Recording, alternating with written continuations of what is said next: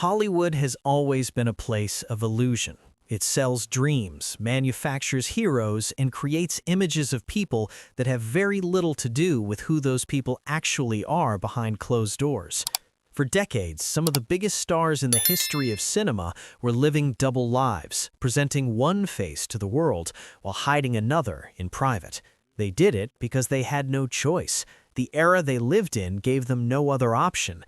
And most of them carried that secret to their graves, never once speaking openly about the love they were forced to conceal.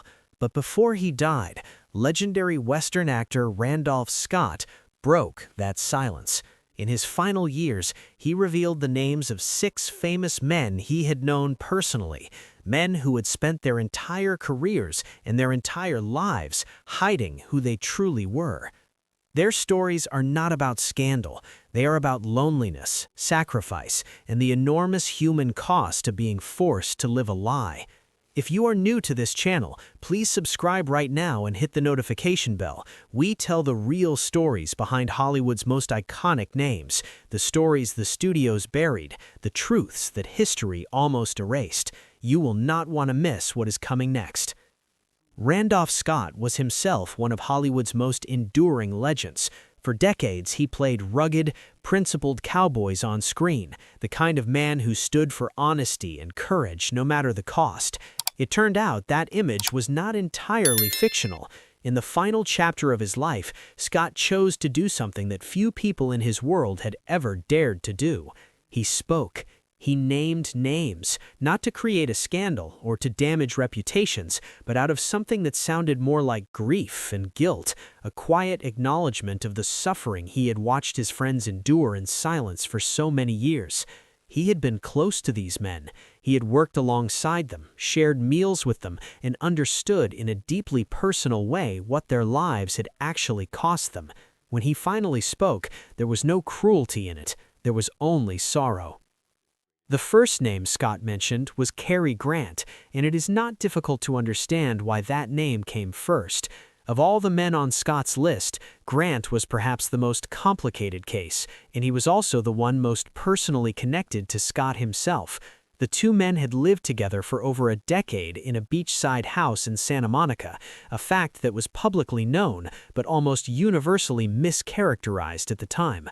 The press called them a cheerful bachelor couple and treated their domestic arrangement as a charming quirk, something mildly amusing about 2 successful, handsome men choosing to share a home. Magazine photographs showed them relaxing by the pool, enjoying morning coffee together, wearing matching outfits. Nobody in the mainstream press asked the obvious questions, and when photographs appeared that seemed too intimate or too revealing, they would quietly disappear from newsstands within hours. Studios, it was later said, actively pressured editors and publishers to remove any image that threatened the carefully constructed masculine image of either man. Their living arrangement eventually ended, and the end of it followed a pattern that would become familiar across all 6 of the stories Scott told. Grant moved out. Within months, he was photographed publicly with a young actress. Scott, not long after, married a woman from one of America's most prominent families. Grant went on to marry 5 times over the course of his life, and none of those marriages lasted. People who knew both men well said that something in the dynamic between Grant and Scott was unlike anything either of them had with anyone else. Scott, by his own account in later years, never looked at anyone the way he looked at Grant, and Grant, for his part, almost never spoke about Scott publicly. When he did, the emotion was unmistakable. In a rare interview near the end of his life, when someone asked Grant who had made him feel safest, he smiled quietly and said only that Scott had once been his home. Scott never confirmed the nature of their relationship in explicit terms, but naming Grant first above all the others was perhaps the most honest thing he ever said on the subject. The second name on Scott's list was Montgomery Clift, and his story is one of the most heartbreaking in all of Hollywood history. On screen, Clift was magnetic, the kind of actor who could hold an entire audience with almost no effort, tender and emotionally raw in a way that most actors of his generation simply were not. He appeared alongside some of the biggest names of the era, including Elizabeth Taylor, with whom he developed a friendship that was one of the few genuine emotional anchors of his life. But off-screen, Clift was living in a kind of quiet agony that deepened with every passing year. He was gay at a time when that reality, if discovered and made public, would have ended everything he had worked for. So he hid it, and the effort of hiding it consumed him. Scott said that Clift had once fallen deeply in love with a studio producer who was 20 years his senior. That relationship had to be kept completely invisible, and the strain of maintaining that invisibility while also managing the pressures of fame took a serious toll on Clift's mental and emotional health. He told Scott during one of their late-night conversations that the nights were the hardest, lying awake with feelings he could not name to anyone, a longing he had no safe way to express. He and another man had secretly lived together for nearly a year before the studio somehow found out. The response was immediate and merciless. Within 24 hours, Clift was forced to move out, all evidence of the relationship was destroyed, and he was placed in front of a camera with a hastily arranged girlfriend for a magazine cover. After that, no man dared to stay close to him.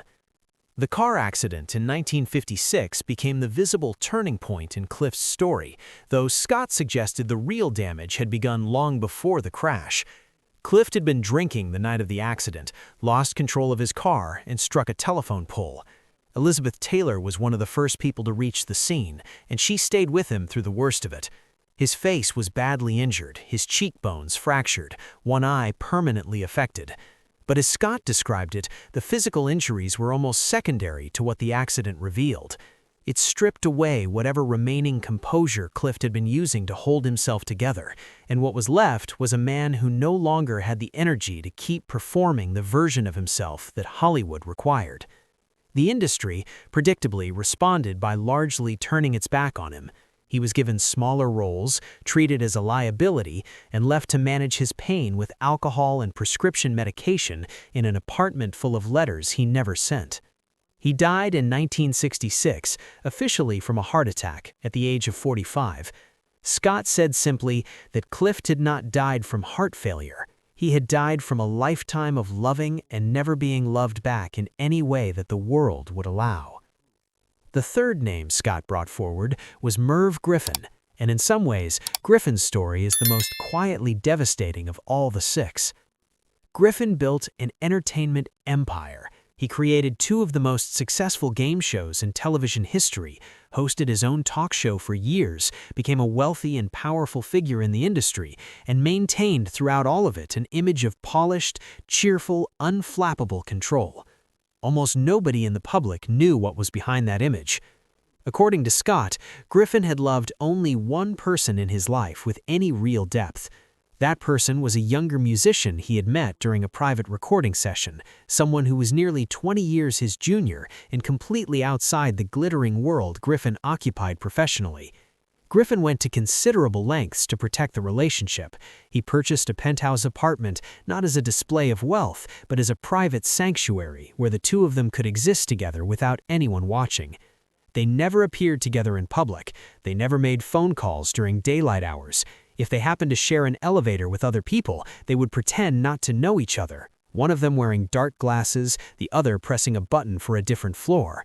The entire relationship was built on the assumption that discovery would be catastrophic, and they were right. A photographer eventually caught them in a parking lot. The photograph showed nothing dramatic, just two men standing close together with their shoulders touching. That was enough. Within 48 hours, Griffin had ended the relationship entirely. The musician was quietly sent to London with money in a bank account and a note that contained only a single line, telling him to consider Griffin a stranger from that point forward. Griffin spent the rest of his career and the rest of his life carefully guarding every detail of his personal existence. People wondered why he never married.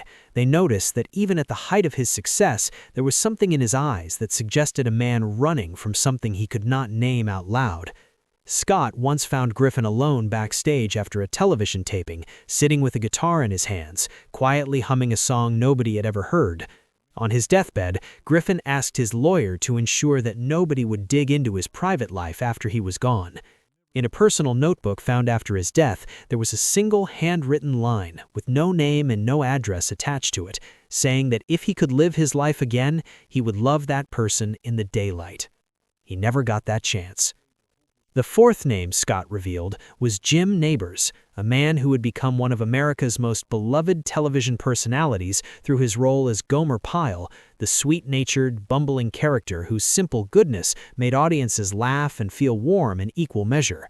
Nabors was so thoroughly identified with that character's innocence and purity that the contrast between his public image and his private reality was almost impossible for most people to process. In private, Nabors had been in a committed relationship with a man named Stan Cadwallader for nearly 40 years. Their life together was real and lasting in a way that most relationships never managed to be, but it was also almost entirely invisible to the outside world, and keeping it that way required constant, exhausting effort. They owned a home in Hawaii together, but it was registered under a different name. When they traveled, they booked separate flights, ate at separate tables in restaurants, and entered hotels through different entrances. Every trace of their connection was carefully managed and controlled. Scott revealed that on one occasion, a news segment had accidentally captured a blurry background shot of Nabors and Cadwallader together. Nabors purchased the entire footage to make sure it was never broadcast or circulated. The fear of exposure was not abstract or irrational. In 1971, a rumor began circulating that Nabors and Rock Hudson had secretly married in Carmel. The rumor was false, but its impact was real and immediate. Hudson was banned from appearing publicly with Nabors. Nabors himself disappeared from television for nearly a year, turned down endorsements, and declined both film and television roles, while the rumors slowly faded. It was not until 2013, when he was in his 80s and the world had changed enough to make it possible, that Jim Nabors finally married Stan Cadwallader in a quiet ceremony in Seattle. There were no photographers, no press coverage, and very few colleagues willing to attend even then. Their married life lasted only a matter of months before Nabors' health declined and he passed away. The man who had spent 40 years making America laugh had spent those same 40 years unable to live openly in the love that defined his private world. The fifth name Scott mentioned was Cesar Romero, and Romero's story carries its own particular kind of sadness. On screen, Romero was the picture of Latin charm and masculine romance, the kind of actor who seemed to embody effortless confidence and desirability. He was cast repeatedly as the suave leading man, the irresistible lover, the elegant gentleman. Studios marketed him on the basis of his appeal to women, and audiences bought into that image completely. Behind it, Romero lived alone with a secret he never publicly acknowledged in his lifetime, protecting a version of himself that had been constructed almost entirely for other people's benefit. Scott, who had known Romero well, spoke of him with particular gentleness, describing a man whose outward confidence concealed a deep and long-standing private grief. The sixth and final name Scott placed on his list was Rock Hudson, and Hudson's story is perhaps the one that ultimately forced the entire conversation into the open, not because of anything Scott revealed, but because of how Hudson's life ended. Hudson became one of the most famous actors of his generation, the ultimate Hollywood leading man, tall and handsome in a way that seemed almost designed for the cinema screen. His career was built entirely on a masculine heterosexual image that studios maintained with aggressive attention to detail. For decades, the arrangement held. Then, in 1985, Hudson became the first major public figure to announce that he had AIDS, and in doing so, he made visible something the industry had spent decades refusing to acknowledge. He died that same year. The secret he had kept for his entire adult life became, in the end, the thing that brought the conversation about hidden lives in Hollywood out into the open in a way that no amount of rumor or whispered stories ever had. What Randolph Scott did in his final years was not gossip, it was something closer to an active witness. He had lived alongside these men. He had watched them sacrifice their authentic selves to protect their careers and reputations in an industry that demanded conformity and punished difference. He had seen what that sacrifice cost them: the loneliness, the broken relationships, the alcohol and pills, the slow erosion of men who had once been vibrant and full of feeling. By naming them, even quietly, even at the very end of his own life, Scott was acknowledging a truth that Hollywood had spent generations trying to bury. These were not men who lived without love. Several of them loved deeply and were loved in return. What they were denied was the right to live that love in the open, to be seen and known fully by the world around them. They were required to perform a version of themselves that had almost nothing to do with who they actually were, and they did it with extraordinary discipline for their entire careers. The world they lived in gave them no other choice, and the cost of that performance, measured out across decades of loneliness and concealment, was staggering. Their stories deserve to be told not as cautionary tales or as curiosities from a different era, but as evidence of what happens when a culture decides that some kinds of love are acceptable and others must be hidden away. The glamour and the legend of old Hollywood are real, but so are these lives, and so is what living them actually required.